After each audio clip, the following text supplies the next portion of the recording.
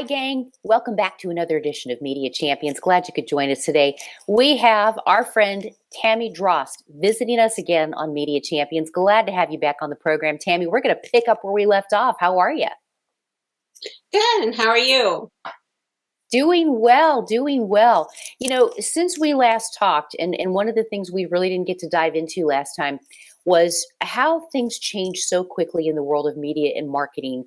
I'd love to get your take on where you think these trends are going in the next 2 years because things do change so fast.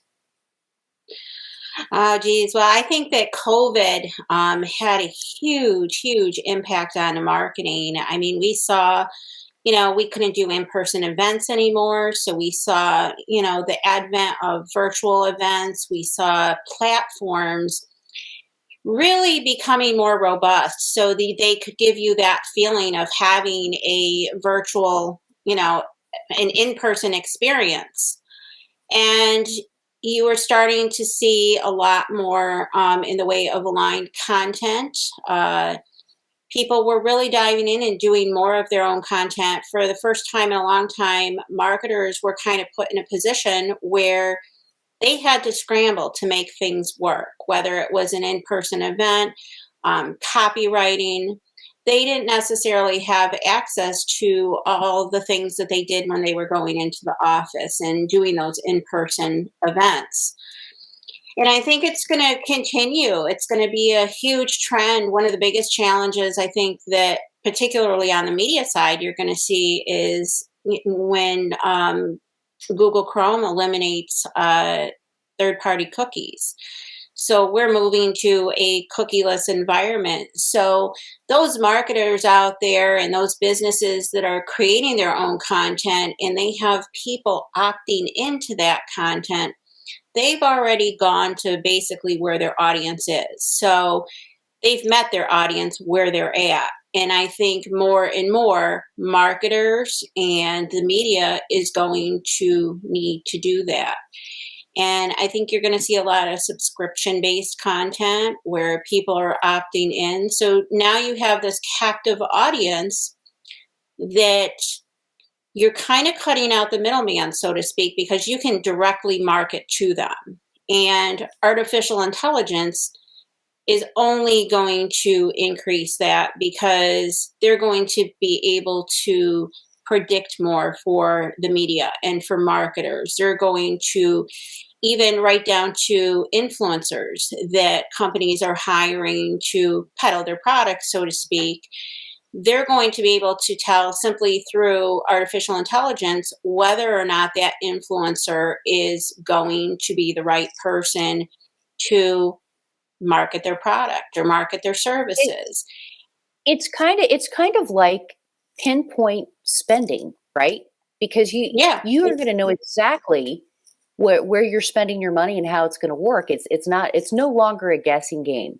And you bring up a really valid point about audience. You said audience a couple of times here, and it's so hmm crucial for people to find the right audience. Can we talk about that for a few minutes because it's more than just let's get a couple of likes on our social media pages. If it's not right. a quality audience, it doesn't matter if you have 1,000 likes.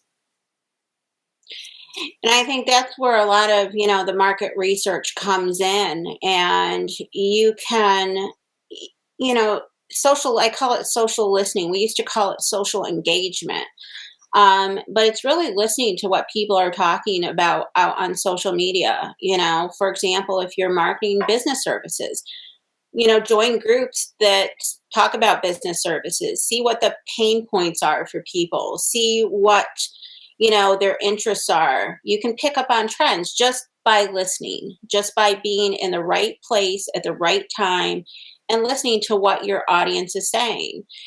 And then being able to be where that they're at, whether that's mobile. I mean, we're moving more towards a mobile first marketing environment. Everybody's using smartphones. Everybody has a device on them at any given time that functions as a computer. So you have the media and marketers have access like they've never had before.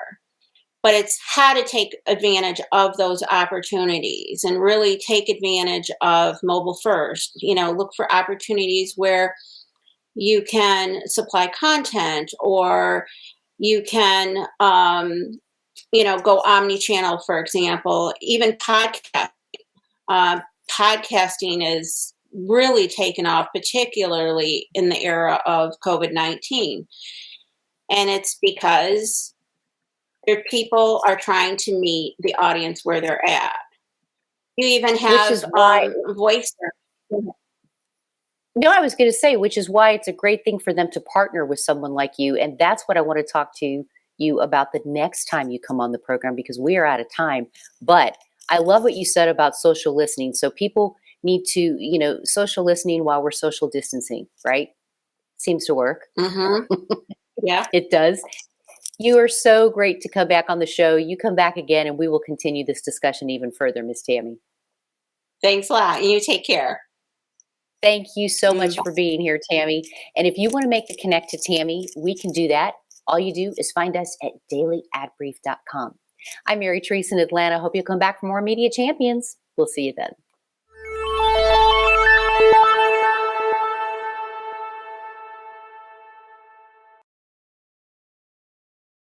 Simplify presents Addressable CTV, combining the power of TV with the targeting and attribution of digital.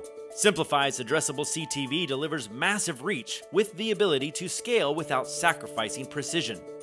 TV buyers can generate incremental reach with household-level targeting, frequency controls, reporting, and insights. To learn more about Simplify's Addressable CTV and what it can do for your clients, visit simply.fi.